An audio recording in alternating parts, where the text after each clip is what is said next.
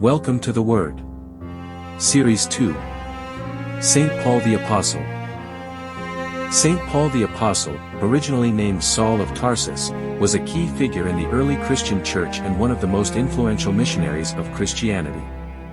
He was a Jewish Pharisee who initially persecuted Christians but experienced a dramatic conversion on the road to Damascus.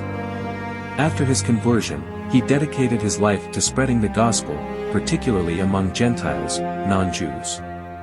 Paul traveled extensively, establishing Christian communities across the Roman Empire, including modern-day Turkey, Greece, and Rome. His letters, epistles, to these communities, such as Romans, Corinthians, and Galatians, form a significant part of the New Testament and provide theological foundations for Christian belief. In this series, Fr.Benoit Standaert unpacks the writings of this beloved apostle, St. Paul.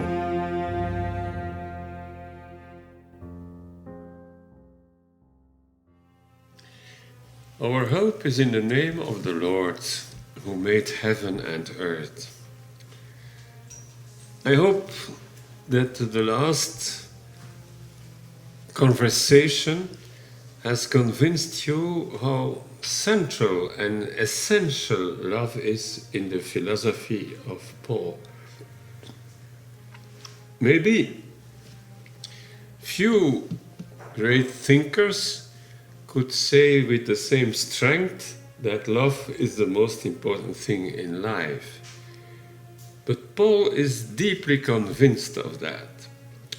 Now I would like to read with you the most famous page that many of you have chosen when there is a wedding.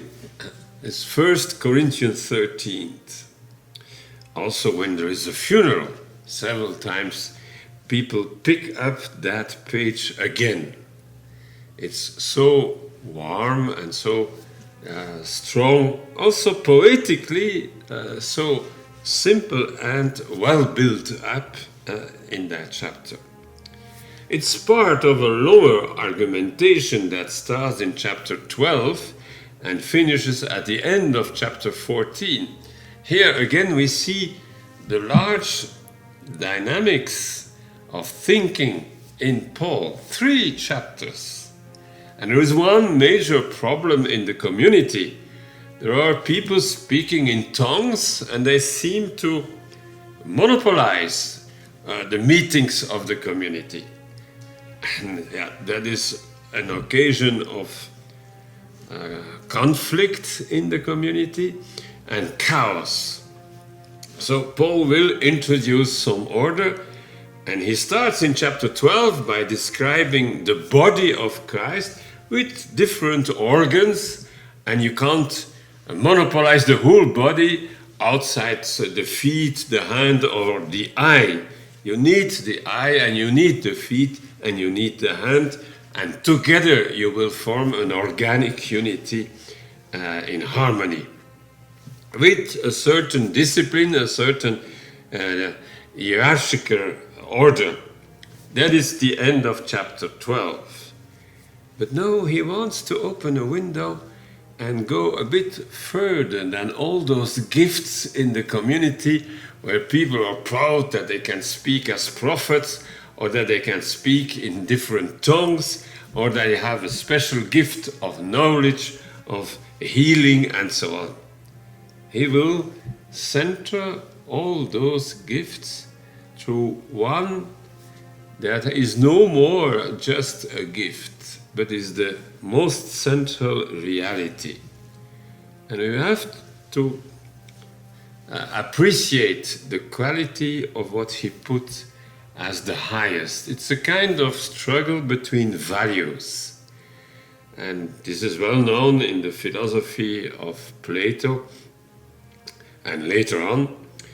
And values are in chains with one another. And the highest value attracts all the others. But who is in your life the highest? We will see that even in the Bible we have several answers to that. But Paul has chosen one. Let us look. 1 Corinthians 13. There are 3 strophes It's kind of poem. It is a transposition also, with a surprise. There is no God, no Christ, no Spirit, no church. There was church and Christ and Spirit in chapter 12.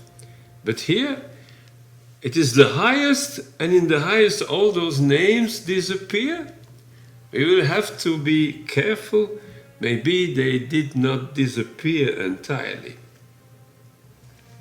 If I speak in human and angelic tongues, but do not have love, in Greek, agape, I am a resounding gong or a crashing cymbal. And if I have the gift of prophecy and comprehend all mysteries and all knowledge, if I have all faith so as to move mountains, but do not have love, agape, I am nothing.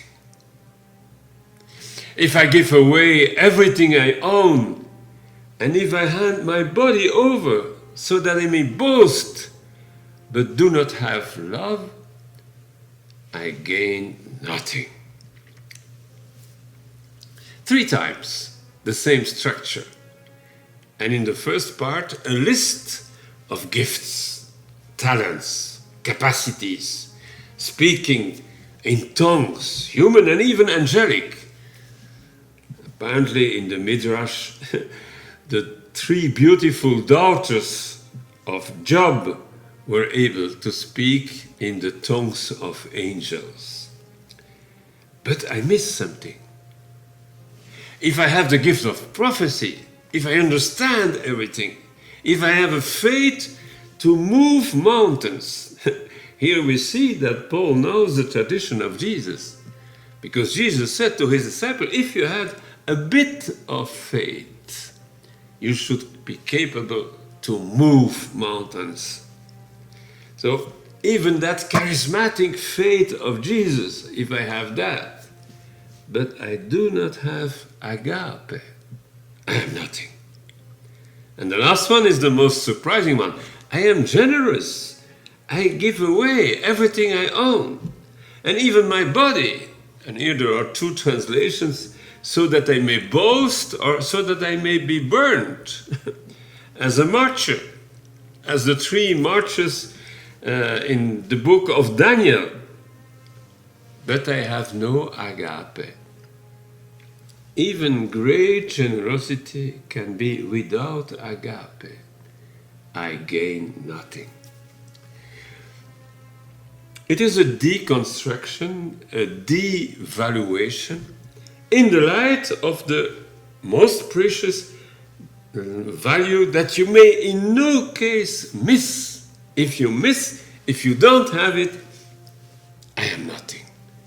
I gain nothing. I am a symbol. It's a deconstruction. In Galatians 2:20, he says, it is no more I who live. It is the negativity that dominates. Even I is back in each strophe several times. But in conclusion, I am nothing. Then comes the central strophe, the rich description of the quality of agape. Agape love. We are in Corinth. Above the city there was a hill, and above the hill there was a temple, and in the temple there was a splendid statue of Aphrodite, the goddess of love. Maybe the Corinthians were provoked by this privilege of love. And now he says, love is patient. Love is kind. It is not jealous. Love is not pompous. It is not inflated. It is not rude. It does not seek its own interests. It is not quick-tempered. It does not brood over injury. It does not rejoice over wrongdoing, but rejoices with the truth. It bears all things, believes all things, hopes all things, endures all things. Here, this is the agape as a queen that enters, as a subject with qualities. And the first quality is patience. We should always remember that. This is an original teaching of Paul. We have received from old a kind of idea that love is doing something for the others, giving something to the others. And it is probably true that charity is that. But Paul is not sure. We can still be possessed by ourselves when we are generous for the others. Here, love is patient. The capacity of supporting and sustaining. At the end of the strophe, it's just the same. It bears all things, it believes, it hopes, it endures all things. It's a synonym of the verb patience. I think it has to do with the zealot Paul. Life was a project that you have to achieve and to get merits. The real life is love, and the real love is support. It's the way God is dealing with you and with me. He supports you. He sustains you. He bears you constantly, without judging, without disqualifying you. When you try to be in that way in life, you come in the neighborhood of God. You love as God is loving yourself, is loving others. You share in God. Then comes love is kind. It's a translation. Behind that is the word gesteutai. It's a verb that Paul has created. We don't find it in the Greek literature before Paul. But the pronunciation at the time of Paul was not gesteutai, as it is written, but gesteutai. And this, what do you hear? It's not only kind, Christos, but it's also Christly, Christos. So here, subtly, he has introduced the name of Christ. Love is the genre of Christ. All the rest are negative sayings before the very positive ending. Not jealous, not pompous, not inflated, not rude, not seek its own interest. I think there are 9 negations. And in the middle, it's this: it does not seek its own interest. It's not interested in itself. Augustine was fascinated by that. He had discovered the 5 passages, the 4 others, in the work of Paul, saying charity does not look for itself, is not seeking its own interest. And in his rule, he insists that the brothers and the sisters should be in that way in the middle of life, not looking their own interest. Not quick-tempered, not brood over injury, not rejoicing over wrongdoing. And then comes the beginning of positive: rejoice with the truth. It bears all things, believes all things, hopes all things, endures all things. In Greek it's in the head, panta, panta, panta, panta, 4 times. Everything is supported, everything is in the patience of love. And then comes the third element, the third and last strophe, where Paul is thinking through the end of everything, eschatologically. Love never fails. And then he will again compare the gifts of prophecy, of speaking in tongues, of having knowledge. That all will stop, early or later. I read, if there are prophecies, they will be brought to nothing. If tongues, they will cease. If knowledge, it will be brought to nothing. For we know partially, and we prophesy partially. But when the perfect comes, the partial will pass away. You hear again here the perfectionist of Paul is fascinated by the end, and the end will be glory, and the end will be love and patience without any limits, constantly. When I was a child, I used to talk as a child, think as a child, reason as a child. This is the problem of those who speak in tongues. They speak like children. When I became a man, I put aside childish things. The time will come that this speaking in tongues will finish. At present, we see as prophets, but indistinctly as in a mirror. But then, as Moses, face to face, the prophet of all the prophets. At present, I know with mystical knowledge, but partially. Then I shall know fully as I am fully known. And here in the passive, I am known by God. Not mentioned, but there he is. Christ is not mentioned, but in the verb Christeutai, you can find him back. In this magnific poem, there is no God, no Christ, no Spirit. But when you listen carefully, you hear him always, and in a certain way, the love that comes in the second strophe, verse 4, is really the presence of Christ with his Spirit. As he has said in Romans 5, the hope will not be deluded, because the love of God has been poured out in our hearts through the presence of the Holy Spirit, which has been given to us. There you see, in the love of God is the Spirit poured out.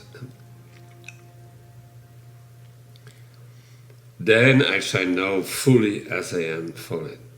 The highest value, love. One verse has not been taken over here, but there are three and they remain. But the highest of the three is love. We have in the whole Bible at least two verses that come very close to the first strophe. In Canticle 8, verse 7, let us look just a moment.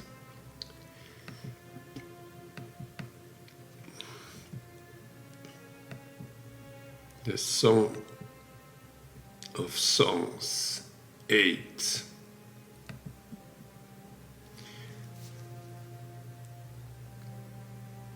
Were one to offer all his owns to purchase love, he would be roundly mocked, he would be despised.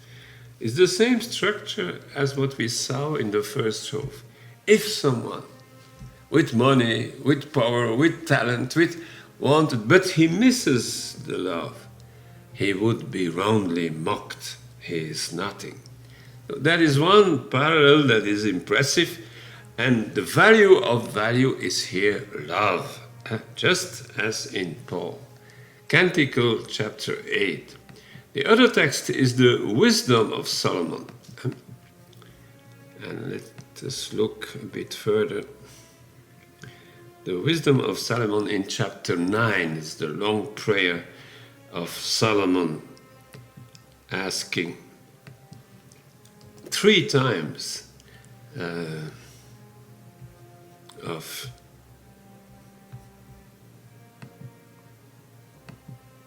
So verse 6, though one be perfect among the sons of man, if wisdom, who comes from you, be not with him, he shall be held in no esteem. It's exactly the same structure as what we find 3 times in the 3 verses of chapter 13. Though one be perfect among the sons of man, if wisdom, instead of love, who come from you, be not with him, he shall be held in no esteem. It's just to show that the idea, there is a superior value, and if you miss that value, you have no consideration at all. This is what Paul is doing, and many others like John of the Cross and other poets and thinkers will say all the values, but if you miss the highest value, which attracts all the others, you will not achieve your spiritual goal. So, when we look back to 1 Corinthians chapter 1 and chapter 2, there we see Paul showing that there is a higher wisdom in Christianity, and it has everything to do with the logic of the cross. And once you have that wisdom, all the secrets go open. So for Paul, love, wisdom, and spirit are not in contradiction or in opposition, but they can cover each other. The point is, he has put love, the word agape, as the most highest of all to his dear Corinthians. I think we all can work in that way. The structure of that poem is in fact reproducing the structure of Galatians 2:20. The first row is the first sentence. It is no more I who lives. The negation. No more I. But, and that is the second strophe, it is Christ in me. And so my capacity of supporting and believing and trusting and sustaining everything is the capacity of Christ in me. In Philippians 4:13, we hear Paul saying, I am ischio, I am capable of everything. Panta ischio. I can support, act, do everything. Ento en dynamunti me. In the one who gives me his dynamis, his power, his energy. I am capable of everything, panta ischio, ento, in the one who is able to give me his spirit, his dynamis. This is a typical Christological expression of Paul and shows that what he says in 1 Corinthians 13 in the center is in fact an image, a suggestion, a poetry of the working of Christ and his Spirit in the life of the baptized people. There is an interesting paragraph at the end of the list of those who have seen the risen Lord. 1 Corinthians 15 is a very old document that he's quoting with Peter in head, and he arrives completely at the end as the last of the apostles. And he says, I am not even worthy to be considered apostle, but I worked. Even more than all the others. And there you hear the first Paul, perfectionist and maximalist. But immediately he corrects, not I. That is the interesting deep structure of his mind. Not I, but Christ in me. The grace of Christ in me. Sorry, this is the exact quotation. So, again, what I wanted to illustrate here is this shift in the psychology and spirituality of Paul. He had a strong ego and he kept it. But this ego is offered, is open, is broken, is in a certain way transparent to the grace, to the love, to the event of God in him.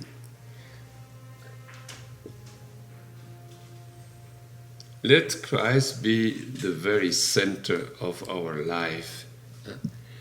And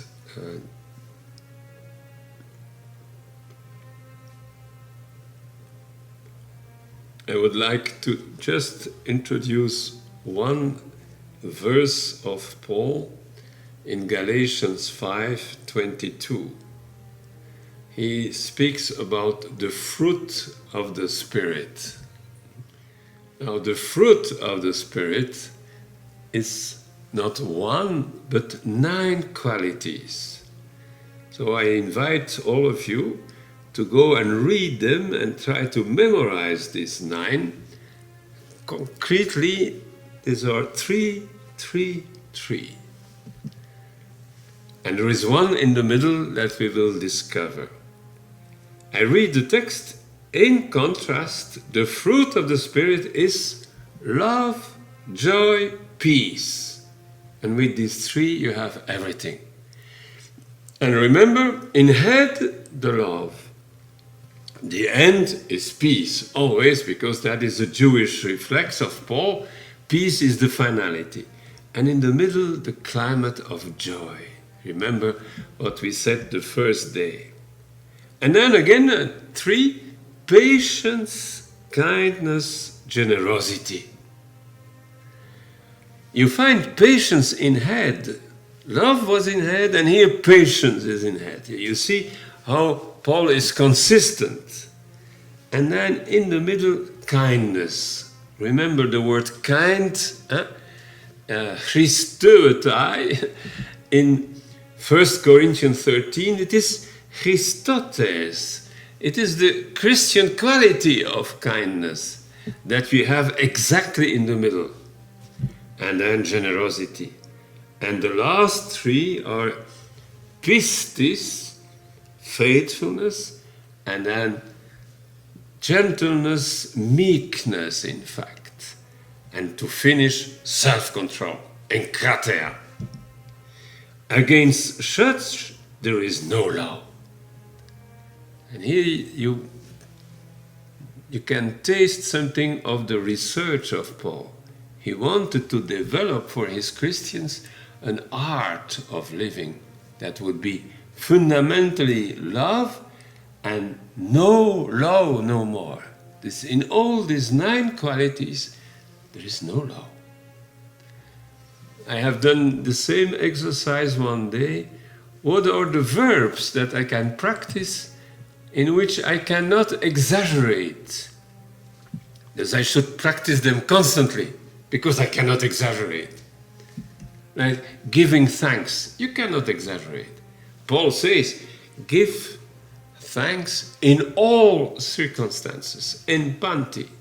So, up to you, blessing. You can't exaggerate by blessing.